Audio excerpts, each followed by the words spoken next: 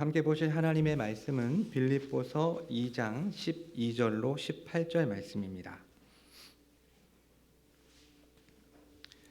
신약성경 320페이지에 있습니다. 빌립보서 2장 12절로 18절 말씀.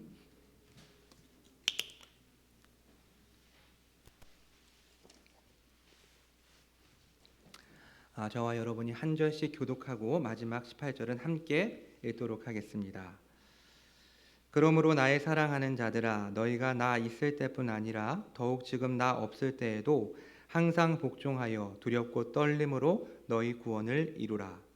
너희 안에서 행하시는 이는 하나님이시니 자기의 기쁘신 뜻을 위하여 너희에게 소원을 두고 행하게 하시나니 모든 일을 원망과 시비가 없게 하라. 흠이 없고 순전하여 어그러지고 거스르는 세대 가운데서 하나님의 흠없는 자녀로 세상에서 그들 가운데 빛들로 나타내며 생명의 말씀을 밝혀 나의 다름질이 헛되지 아니하고 수고도 헛되지 아니하므로 그리스도의 날에 내가 자랑할 것이 있게 하려 함이라. 만일 너희 믿음의 재물과 섬김 위에 내가 나를 전제로 드릴지라도 나는 기뻐하고 너희 무리와 함께 기뻐하리니 이와 같이 너희도 기뻐하고 나와 함께 기뻐하라. 아멘. 빌립보 교인들에게 교회가 외적으로 내적으로 처해 있는 문제들에 대한 실제적인 지침을 말해준 사도는 이제 빌립보 교인들을 격려하기 위한 목적으로 예수 그리스도에 대해서 이야기를 합니다.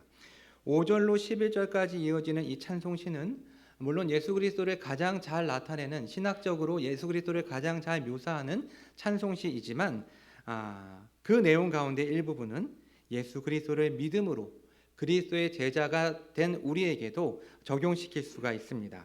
즉 예수님처럼 자신을 비우고 낮춰라, 죽기까지 복종해라. 그러면 하나님께서 우리의 삶에 대반전을 일으켜 주신다라는 것입니다. 그리고 이야기는 오늘 본문으로 계속해서 이어지고 있습니다. 그러므로 나의 사랑하는 자들아, 나의 사랑하는 자들아.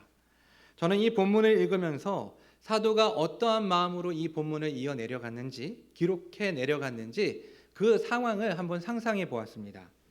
감옥에 갇혀 있는 상태로 삶과 죽음의 기로에서 물론 자신은 죽어서 예수님과 함께 있는 것이 더 좋지만 살아서 빌립보 교인들과 함께 있는 것이 더 유익한 고로 살게 될 것을 소망하고 있던 사도는 어떠한 판결이 일어나게 될지, 어떠한 판결이 일어나게 될지 정확하게 알지 못하는 상황이었습니다. 그래서 석방에 대해서 풀려날지 아니면 사형 언도를 받고 죽게 될지 알 수 없었던 상황이었죠.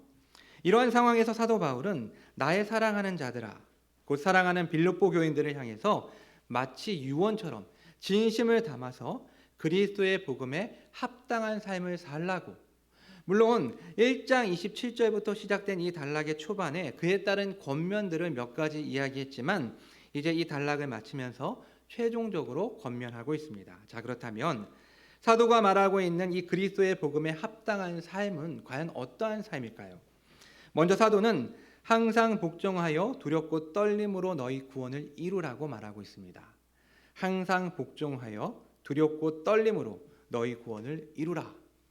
사실 사도의 이 권면은 순수하게 독자들, 그러니까 이 빌립보 교인들을 격려하기 위한 의도로 말한 것이지만 이 성경을 읽는 독자들에게 많은 혼란을 가져다 줍니다. 도대체 어떤 이유 때문에 이 말씀이 사람들에게 혼란을 가져다 줄까요? 차근차근 이 말씀의 내용들을 정리해 보도록 하겠습니다. 먼저 항상 복종하라는 것은 두 가지의 의미로 살펴볼 수가 있습니다. 먼저 문맥상 빌립보 교인들은 사도 바울의 가르침에 복종해야만 했습니다. 그래서 사도는 나의 사랑하는 자들아, 내가 너희와 함께 있을 때뿐만 아니라 내가 떠나 있을 때에도 나의 가르침, 곧 내가 너희에게 전해준 이 복음에 복종하라 라고 말하고 있는 것입니다. 그렇다면 사도가 전해준 가르침, 이 복음의 내용은 어떠한 내용일까요? 그것이 바로 5절로 11절에 기록된 예수 그리스도로서 사도는 지금 예수님께 복종하라고 말하고 있는 것입니다. 자신을 비우시고 낮추시고 죽기까지 복종하신 예수님을 하나님께서 높이셔서 결국에는 모든 입으로 그리스도를 주라 시인하게 만드셨습니다. 그래서 사도는 주가 되신 예수 그리스도, 곧 자신의 삶을 통해서 우리에게 구원을 베풀어 주신 예수 그리스도께 복종하라고 말하고 있는 것입니다. 이것은 너무나 당연한 말입니다. 예수님이 우리의 구세주가 되신다는 것, 예수님이 우리의 주님이 되신다는 것은 지극히 당연한 이야기입니다. 그러나 이것은 또한 중요한 문제이기도 합니다. 예수님께서 이 세상에 오신 것은 단순히 훌륭한 가르침을 베풀어 주시거나 우리에게 삶의 모범을 보여주시기 위해서 오신 것이 아닙니다. 그래서 예수님을 소크라테스나 석가모니, 공자와 어깨를 나란히 하는 4대 성인 정도로만 생각한다면 우리는 예수님을 아무것도 모르는 것입니다. 물론 예수님의 가르침과 삶의 모범은 주님을 믿는 모든 신자들에게 강력한 메시지를 주지만 예수님의 오심의 궁극적인 목적, 예수님의 성육신의 궁극적인 이유는 삶과 죽음과 부활을 통해서 죄인을 구원하시기 위해, 곧 우리의 구세주가 되시기 위해 이 땅에 오신 것입니다. 따라서 이 찬송시를 통해서 예수님을 제시한 사도는 그러므로 나의 사랑하는 자들아, 우리의 구세주 대신 예수 그리스도께 항상 복종하라 라고 말하고 있는 것입니다. 자, 그렇다면 구세주 되시는 예수님 앞에 우리는 어떠한 태도, 어떠한 자세를 보여야 될까요? 바로 떨며 두려워해야 합니다. 작년 말에 우리가 잃어버린 것들이라는 시리즈 설교에서 우리는 두 가지의 두려움이 있다라고 배웠습니다. 두 가지의 두려움, 다양한 표현들이 있었지만 간단하게 정리하면 노예의 두려움과 자녀의 두려움이 있습니다. 우리가 하나님 그리고 예수님 앞에 설 때 느끼는 두려움은 매맞을 것을 두려워하는 이 노예의 두려움이 아닙니다. 노예는 일을 잘하면 그냥 보통이에요. 하지만 일을 잘 못하면 주인에게 맞을까 봐 두려워서 떨게 됩니다. 그런데 사도가 지금 말하고 있는 두려움은 이러한 두려움, 곧 내가 잘못하면 구원에서 탈락하고 구원이 취소될까 봐 두려워하고 떨라는 의미가 아닙니다. 자녀로서의 두려움, 지금 사도가 말하고 있는 두려움은 하나님을 참되게 사랑하기 때문에 생기는 두려움을 의미합니다. 성경을 통해 그리고 성령의 인도하심 속에 우리가 하나님을 바르게 경험하게 되면 주님을 떨며 즐거워하게 됩니다. 떨며 즐거워한다. 물론 이게 마이클 리브스의 책의 제목이기도 하지만 이것은 상반되는 두 가지의 단어가 지금 하나님 앞에서 나타나는 반응으로 보여주는 것입니다. 신비죠. 이것을 경외라고 이야기합니다. 결국 이런 자녀로서의 두려움, 곧 그리스도 안에서 거룩하고 정당한 두려움을 느끼라는 것입니다. 자, 그럼 사도는 이렇게 주 되신 예수 그리스도를 경외하며 우리가 어떻게 해야 한다라고 말하고 있습니까? 너희의 구원을 이루라고 말하고 있습니다. 바로 이 말씀, 사도의 이 권면이 많은 사람들을 혼란스럽게 만들고 있습니다. 왜 그럴까요? 너희 구원을 이루라 라는 이 말씀에 따르면 구원을 마치 인간이 이룰 수 있는, 성취할 수 있는 것처럼 이해하게 되고, 이러한 논리는 우리가 이미 다루었던 1장 6절 말씀, 너희 안에서 착한 일을 시작하신 이가 그리스도 예수의 날까지 이루실 것을 우리가 확신한다라는 이 말씀과 모순이 되는 것처럼 느껴지기 때문입니다.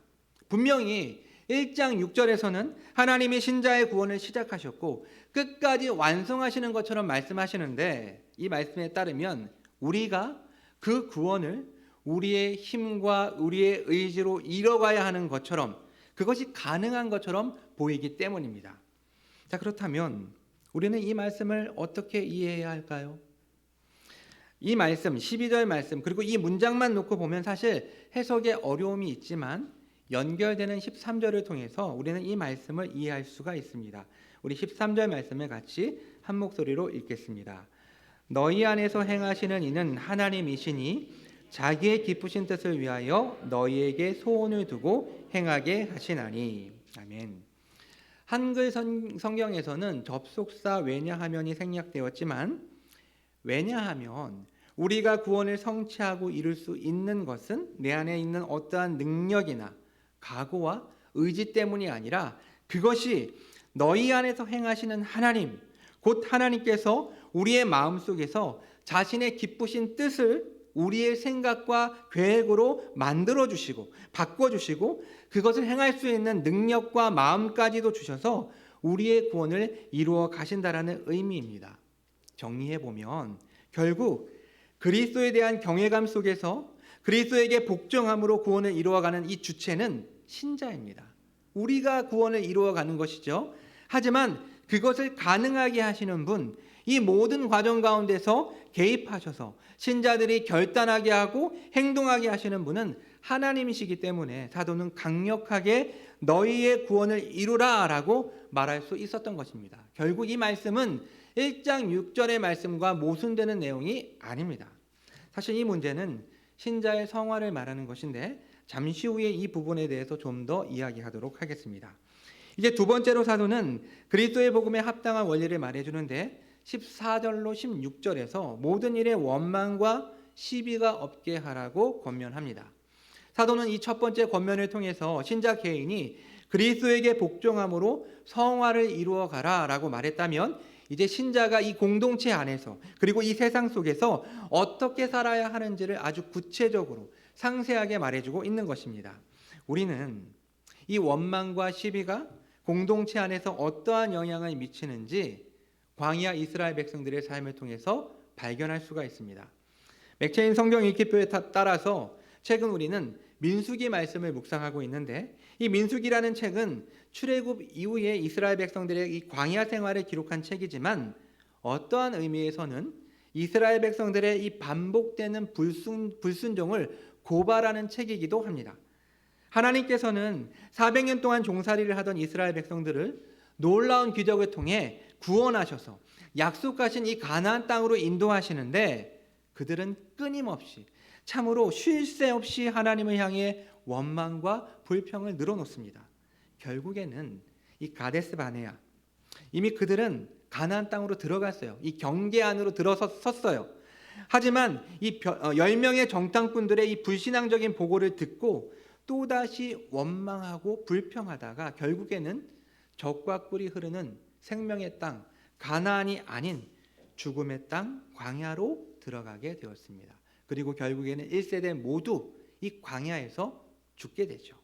그리고 놀라운 것은 출애굽 2세대도 아버지 세대와 똑같이 원망과 불평을 일삼았다는 것입니다.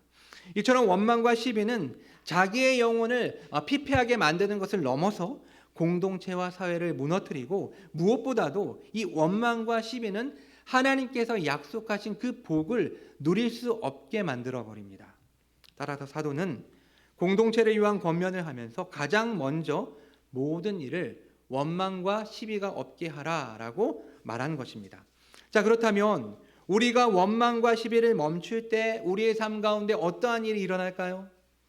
문장 구성에 따르면 14절을 하면 곧 모든 일을 원망과 시비가 없이 하면 15절과 16절이 결과로 따라오게 됩니다. 결국 사도는 빌립보 교인들이 흠이 없고 순전하기를 바랬습니다. 여기서 흠이 없다라는 것은 비난할 것이 없는 상태를 말하는 것이고 순전하다라는 것은 이 구약 성경을 헬라어로 번역한 70인역에 따르면 희생 제물을 표현하는 단어로 사용됩니다. 그러니까 사도는 어그러지고 거스르는 세대, 이 패역한 세대 가운데에서 신자들이 하나님이 기뻐 받으시기에 합당한 제물, 흠없는 존재, 순전한 존재가 되어서 이 세상에 빛을 비추는 삶을 살기를 원했습니다. 곧 하나님의 흠없는 자녀로서 세상에 빛을 비추는 삶. 자, 그리고 빌립보 교인들이 모든 일을 원망과 시비가 없이 해야 하는 두 번째 이유는 생명의 말씀, 곧 그리스도의 복음을 붙잡기 위해서입니다. 곧 빌립보 교인들이 바울이 전한 복음을 굳게 붙잡을 때 나의 다름질이 헛되지 않고 수고도 헛되지 않게, 곧 사도가 복음을 전하기 위해 애쓴 노력과 수고가 무의로 돌아가지 않으므로, 그래서 마지막 이 그리스도의 날에, 마지막 이 심판의 날에 빌립보 교인들이 자신의 자랑이 되어달라고 간절히 요청하고 있습니다. 사도는 여기서 이 심판의 날에 이 자랑이 되어달라고 요청을 하는데 이것은 허영심과 부정적인 의미의 자랑이 아니라 빌립보 교인들이 하나님의 말씀에 순종함으로써 바울에게 안겨다 줄 수 있는 참된 자부심을 의미합니다. 1장을 정리하면서 우리가 나누었던 것처럼 사도 바울은 말로만 이렇게 하라 저렇게 하라 라고 말하는 사람이 아니라 먼저 그는 보여주고 또한 함께 노력하는 좋은 선생님이었습니다. 그래서 사도는 빌립보 교인들에게 그리스도의 복음에 합당한 삶을 살라고 말만 하는 것이 아니라 자신도 그들의 영적 성숙과 하나됨을 위해서 얼마나 애쓰고 있는지를 그들에게 보여줍니다. 그래서 사도는 빌립보 교인들의 믿음의 재물과 섬김 위에 자신이 전제로 부어져도 이로 인해 기뻐하고 또 빌립보 교인들과 함께 기뻐할 것이라고 이야기를 합니다. 정리하면 사도는 먼저 빌립보 교회의 믿음의 섬김이 마치 하나님께 바치는 제물과 같고 자신이 여기에 전제로 부어진다라고 말하고 있는데, 이 전제는 이 구약의 제사에서 마지막 순서로 제물 위에 이 포도주를 붓는 의식으로서 이 말씀의 의미는 사도가 빌립보 교인들의 믿음의 헌신과 섬김을 위해서 자신이 비록 순교의 제물이 될지라도 기뻐하겠다라는 의미입니다. 이것을 통해 우리는 사도 바울이 얼마나 빌립보 교인들의 영적인 성숙을 간절히 바라고 있는지를 발견할 수가 있습니다. 그러나 사도는 여기서 멈추지 않죠. 빌립보 교인들에게 자신과 동일한 기쁨에 참여할 것을 권하고 있습니다. 이와 같이 너희도 기뻐하고 나와 함께 기뻐하라. 말씀을 정리하도록 하겠습니다. 사도는 이 빌립보 교인들의 영적 성숙을 위해서라면 자신이 순교의 제물이 될지라도 기뻐할 정도로 그들을 사랑했고 진심으로 빌립보 교인들을 위해 그리스도의 복음에 합당한 삶을 살라고 권면하고 있습니다. 그리고 첫 번째, 이 개인적인 권면으로 항상 복종하여 두렵고 떨림으로 너희의 구원을 이루라고 말합니다. 중간에서도 설명했듯이 이것은 신자의 성화를 의미합니다. 예수님을 믿는 순간, 중생한 순간부터 참된 신자는 온전한 구원을 얻게 됩니다. 이것은 중간에 취소되거나 탈락되는 구원이 아닌 완전한 구원입니다. 그러나 이 구원은 완성된 것이 아니라 믿는 순간부터 시작되어서 마지막 최종적으로 예수님처럼 신자가 부활할 때 완성됩니다. 그래서 신자는 믿는 순간부터, 짧게는 죽는 순간, 그리고 좀 더 확실하게는 예수 그리스도의 재림을 통해서 신자가 예수님처럼 부활할 때까지 구원의 완성을 향해 나아가는 것입니다. 그런데 특별히 오늘 본문에 너희 구원을 이루라 라는 이 말씀은 신자가 믿는 순간부터 이 땅에서 죽는 순간까지 너희의 구원을 이루라 라는 그런 의미의 권면입니다. 이것은 결코 행위로 너희의 구원을 완성해 가라 라는 의미가 아닙니다.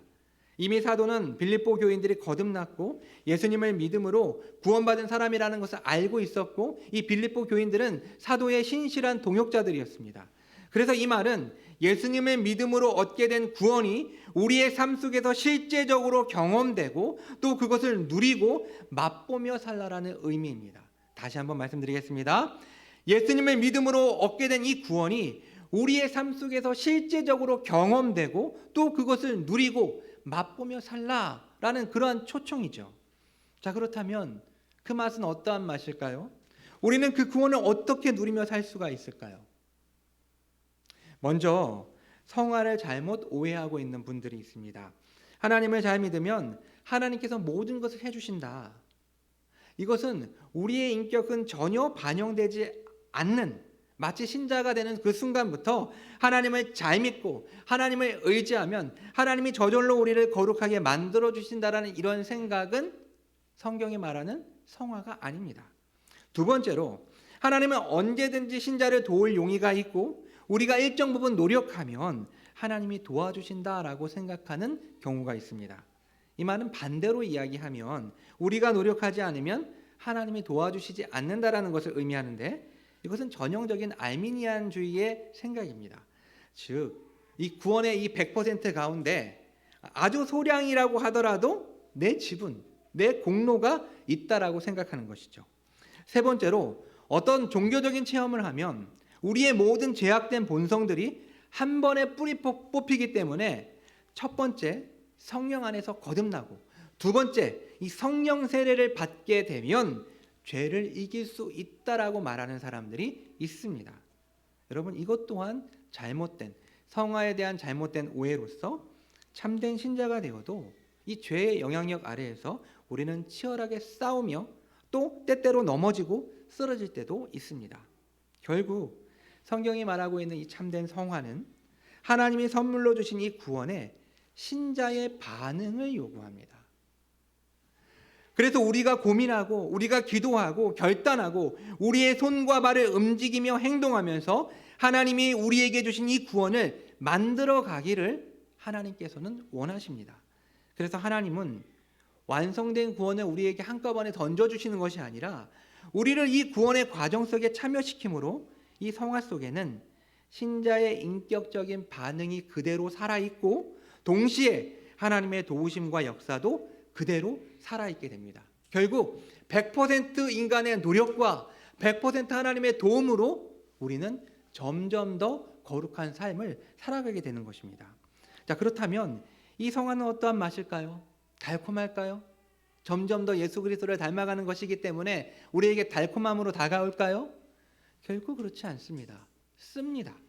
신자가 된다는 것은 깨어지고 손상된 하나님의 형상이 다시 회복되어서 하나님을 지성적으로 알게 되고 또 하나님의 율법을 지킬 수 있게 되고 또 하나님의 성품을 닮아서 점점 더 거룩해지는 것이지만 문제는 여전히 남아있는 옛사람의 습성들 그리고 이 죄의 달콤함과 유혹이 우리 주변에 널려 있기 때문에 그것을 꺾고 주님이 온전히 원하시는 삶을 살아가는 것은 뼈를 깎는 고통과 어려움이 수반됩니다. 때문에 씁니다. 고통스럽습니다. 결코 쉬운 일이 아닙니다. 웨스트민스터 소요리 문답 33번은 이 성화를 잘 설명해 주고 있습니다. 성화는 무엇입니까? 라는 질문에 성화는 하나님이 주시는 은혜의 사역으로서 우리의 전인이 하나님의 형상으로 새롭게 되어 점점 더 죄에 대해서 죽고 점점 더 의에 대해서 살게 되는 것이 성화라고 이야기합니다. 즉 보이지 않는 내적 전투가 우리 안에서 계속해서 일어나고 있는 것이기 때문에 이것은 결코 달콤한 과정이 아닙니다. 자, 그러나 이러한 전투 속에 있는 신자에게 큰 위로는 무엇일까요? 13절 말씀입니다. 너희 안에서 행하시는 이는 하나님이시니 자신의 기쁘신 뜻을 위하여 너희에게 소원을 두고 행하게 하시나니 곧 하나님께서 신자 안에서 결단하게 하고 행동할 수 있는 힘과 능력까지 주시기 때문에 신자는 넉넉히 이 싸움에서 이길 수 있게 되는 것입니다. 맡기고 하나님의 말씀에 순종함으로써 하나님과 함께 이 영광스러운 구원을 이루어가는 것, 성취해가는 것 쓰지만 그것은 우리에게 가치 있고 굉장히 영광스러운 일입니다.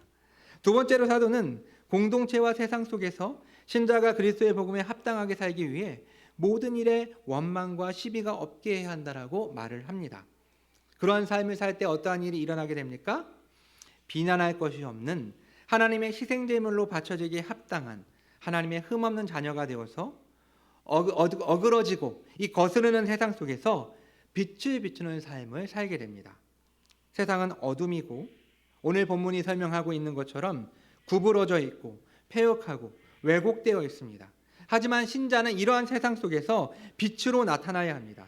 그래서 신자의 존재를 통해서 이 세상의 부정과 비리와 어두운 면이 드러나고 그곳에 변화가 일어나야 합니다. 따라서 신자는 이 세상 속에서 어둠의 동참자가 되어서는 안 되고 빛으로 나타남으로 어둠의 고발자가 되어야 합니다. 예전에는 다른 사람들과 똑같이 행했던 일이지만 신자가 되고 나서 이제 그 일은 잘못된 관습이라는 것을 알게 되었습니다. 과거에는 무감각하게 행하던 습관이었지만 신자가 되고 나서 그것이 잘못된 행동이라는 것을 깨닫게 되었습니다. 그럼 가만히 있으면 안 됩니다. 그것을 변화시키고 그곳에 생명의 빛을 비춰야 합니다. 예수님께서도 산상설교 가운데 비슷한 말씀을 하신 적이 있죠. 이 산상설교의 서론의 이 결론 부분이라고 할 수 있는 마태복음 5장 14절로 16절에서 하나님 나라의 백성이 누구인지에 대해서 말씀해 주시면서 먼저 소금이다 라고 말씀하신 후에 이렇게 말씀하십니다. 우리 한번 말씀을 찾아볼까요? 마태복음 5장 14절로 16절입니다.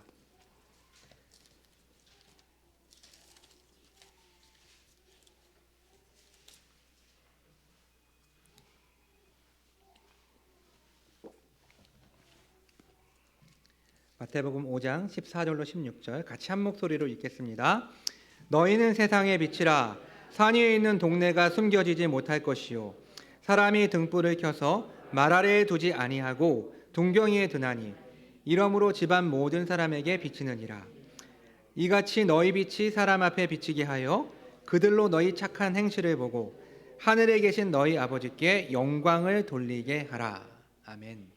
결국 신자는, 그리고 교회는 이 세상 속에서 하나님의 흠없는 자녀로서 썩어가는 세상 속에서 적극적으로 빛을 비추는 삶을 살아야 한다라고 예수님께서는 말씀하셨습니다. 여러분, 어떻게 이것이 가능할까요? 어떠한 방법으로 이것이 가능할까요? 요한복음 8장 12절에서 예수님께서는 자신이 세상의 빛이라고 말씀하시면서 자신을 따르는 사람은 어둠에 있지 않고 생명의 빛을 얻게 될 것이라고 말씀하셨기 때문에 예수 그리스도를 믿는 신자는 하나님의 흠없는 자녀로서 이 세상에 빛을 비출 수 있게 되는 것입니다. 사랑하는 여러분, 여러분이 예수 그리스도를 믿는 신자라 한다면 오늘 사도를 통해 우리에게 주시는 이 하나님의 말씀을 듣기 원합니다. 예수 그리스도를 믿는 신자로서 그리스도의 복음에 합당한 삶을 사십시오. 그럼 어떻게 하는 것이 그리스도의 복음에 합당한 삶입니까? 먼저 그리스도에게 복종하여 두렵고 떨림으로 우리에게 주어진 구원을 이루어 가야 합니다. 하나님은 영광스러운 성도의 구원에 우리를 초청하셔서 이 일을 함께 이루어 가십니다. 하나님은 자신의 기쁘신 뜻을 우리의 소원으로 바꾸어 주셔서 우리가 구원을 이루며 살아갈 수 있는 마음과 능력을 허락해 주십니다. 따라서 우리는 주님의 인도하심에 순종하기만 하면 되는 것입니다. 물론 이것은 말은 쉽지만 그 과정은 치열한 싸움이요, 전투입니다. 그러나 우리가 참된 신자라면, 그리고 주님을 온전히 순종하며 따른다면 우리는 결코 패배할 수 없을 것이고 이 구원을 이루어 결국에는 영광스러운 완성을, 승리를 보게 될 것입니다. 지금 내 모습을 보면서 낙심하고 좌절하지 마십시오. 이 모양 이 꼴로 어떻게 내가 신자를 할 수 있는가? 내가 정말 성화의 과정 가운데 있는 사람이기는 한 건가? 라고 생각하면서 좌절하지 마십시오. 하나님께서 이 일을 시작하셨고 이미 우리 가운데 이 구원을 계속해서 쉬지 않고 이루어가고 계십니다. 두 번째로, 우리가 속해 있는 공동체, 그것이 교회이건 회사이건 학교이건 그 어떠한 공동체를 하더라도 모든 일에 원망과 시비가 없게 행동해야 합니다. 원망과 시비는 우리 자신의 영혼을 황폐하게 만들 뿐만 아니라 공동체 전체를 무너뜨리고 결국에는 하나님께서 약속하신 복을 누리지 못하게 만듭니다. 따라서 비난할 것이 없는 순전한 하나님의 자녀가 되어서 어그러지고 거스르는 세상 속에서 빛을 비추는 삶을 살아야 합니다. 내가 있기 때문에 공동체가 바뀌고 내가 존재하는 그곳에 왜곡된 것이 바로 서게 되며 구부러진 것이 온전하게 되고 죽음이 넘치는 곳에 예수 그리스도의 생명이 넘치는 곳으로 변화되어야 합니다. 이것은 우리가 신자로서 적극적으로 성화의 삶을 살 때 우리 주변에서 자연스럽게 드러나고 나타나는 현상일 것입니다. 혹 아직까지 자신이 구원을 받지 못했다고 생각하는 분들이 있다면 더 이상 지체하지 말고 그리스도의 복음, 곧 자신을 비우시고 낮추시고 죽기까지 순종하심으로 우리의 구원을 완성하신 예수 그리스도의 복음을 믿고 예수 그리스도를 주라 고백할 수 있기를 원합니다. 그리고 구원의 역사가 여러분의 삶 속에서 이루어져 구원을 받고 구원을 이루어가는 하나님의 거룩한 자녀가 되기를 간절히 소망합니다. 기도하겠습니다.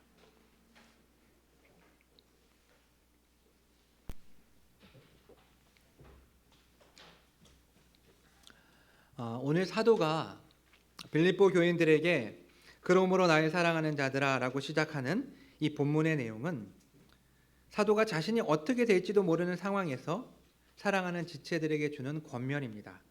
사도는 빌립보 교인들이 자신이 전해준 생명의 말씀, 곧 그리스도의 복음을 붙잡고 살아감으로 마지막 심판의 날에 자랑이 되기 원했습니다. 자신이 전제로 부어질지라도 빌립보 교인들이 성장하고 성숙하기를 간절히 바랬던 사도는 마지막 부분에서 4번이나 이 기쁨이라는 단어를 사용하면서 내가 기뻐하고 너희와 함께 기뻐한다고, 너희도 기뻐하고 나와 함께 기뻐하라고 말하며 이 기쁨으로 그들을 초청합니다. 결국 그리스도의 복음에 합당한 삶은 당장은 구원을 이루어가는 치열한 싸움이요, 또한 어두운 세상 속에서 빛을 비추는 것이기 때문에 고단하고 힘들고 또 쉽지 않은 과정임이 분명합니다. 우리가 이미 구원받은 신자이지만 때때로 죄로 인해 넘어지기도 하고 그러한 자신의 모습 때문에 좌절하고 또 부조리하고 불합리한 삶의 현장에서 홀로 싸우며 괴롭지만 결국 그 삶은 우리가 경험하는 빚어지는 시간이요 단련되는 시간으로 우리는 이러한 과정을 통해서 더 정련되어지고 더 단단해질 것입니다. 이 시간 기도합시다. 주님의 은혜 속에 제가 더 순결하고 단단한 신자가 되게 해주시옵소서. 성화의 과정 속에서 오늘 말씀을 기억하며 하나님께서 자신의 깊으신 뜻을 나의 소원으로 바꾸어 주시고 비록 힘들고 고통스러운 과정이지만 온전히 거룩한 싸움을 싸울 수 있게 해달라고 기도합시다. 또한 내가 존재하는 그곳에서 내가 하나님의 흠없는 자녀로 온전히 빛을 비치는 삶을 삶으로 내가 속한 공동체가 망하고 주님이 주신 복을 누리지 못함이 아니라 나를 통해 주님의 넘치는 복을 받아 누리게 해달라고 기도합시다. 덧붙여서 아직도 그리스도의 복음을 믿지 않는 분들이 있다면 이 시간 주님께서 마음을 열어서 그리스도의 복음을 믿게 해달라고 우리 같이 기도하도록 하겠습니다. 기도하겠습니다. 거룩하신 아버지 하나님, 오늘도 하나님의 말씀을 통해서 이 사도의 이 간절한 아버지 하나님 권면을 통해서 그리스도의 복음에 합당한 삶이 어떠한 것인지를 저에게 알려주시고 말씀해 주시니 참으로 감사를 드립니다. 하나님, 저희가 신자로서 아버지 하나님 저희의 구원을 이루어가는 이 거룩한 부르심 속에 저희를 불러주시고 하나님과 함께 이 구원을 이루어가는 아버지 놀라운 역사를 이루게 하시니 주님 감사를 드립니다. 하나님, 저희가 완성된 구원을 받았지만 하지만 이 완성된 구원으로 나아가는 이 과정 속에서 아버지 하나님 때때로 넘어지고 쓰러지고 아버지 하나님 너무나도 괴로운 순간들을 맞이하게 되지만 그것이 하나님의 구원을 경험하는 과정이요 아버지 그 가운데 저희가 그 구원을 누리고 아버지 맛볼 수 있는 아버지 시간으로 삼게 하여 주시니 참으로 감사를 드립니다. 하나님 아버지, 거룩하신 주의 자녀들이 아버지 하나님 주님과 함께 이 구원을 이루어갈 수 있게 하여 주시고 포기하지 않고 결국에는 주님을 의지하고 주님께 복종하게 될 때 아버지 하나님 저희를 통해서 구원을 이루시는 그 하나님의 놀라운 손길을 경험할 수 있도록 은혜를 베풀어 주시옵소서. 아버지 하나님 모든 일에 원망과 시비가 없게 함으로써 저희가 아버지 하나님 이 어그러지고 아버지 비뚤어진 세대 가운데에서 아버지 순전한 하나님의 자녀로서 하나님 아버지 빛으로 드러나 어두운 가운데 빛을 비추며 아버지 하나님 주님의 영광의 빛을 나타내는 생명의 빛을 나타내는 하나님의 거룩한 자녀들이 될 수 있도록 인도해 주시옵소서. 그래서 하나님 저희가 속해 있는 공동체에 저희 때문에 아버지 하나님 억울한 것들이 풀려지고 구부러진 것들이 온전하게 되어지고 아버지 죽음이 아버지 어둠이 있는 그곳에 하나님 생명의 빛이 비춰지는 역사가 일어날 수 있도록 인도해 주시옵소서.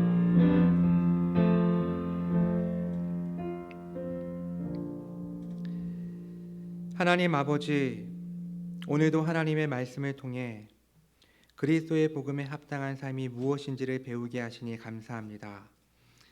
신자의 삶 속에서 시작된 구원이 물론 완전한 구원이지만 또한 이것을 주님과 신자가 하나 되어 이 세상 속에서 만들어가는 과정임을 알게 하시고 이 영광스러운 과정 속에 저희를 부르셔서 빚으시고 온전히 만들어 주시니 감사합니다. 시간이 흐를수록 저희가 점점 더 예수 그리스도를 닮아가는 거룩한 주의 사람들이 되게 해 주시옵소서. 주님, 저희가 속해 있는 공동체 속에서 저희가 하나님의 흠없는 자녀로서 빛을 비추는 삶을 살기 원합니다. 주님, 저희는 발광체가 아닙니다.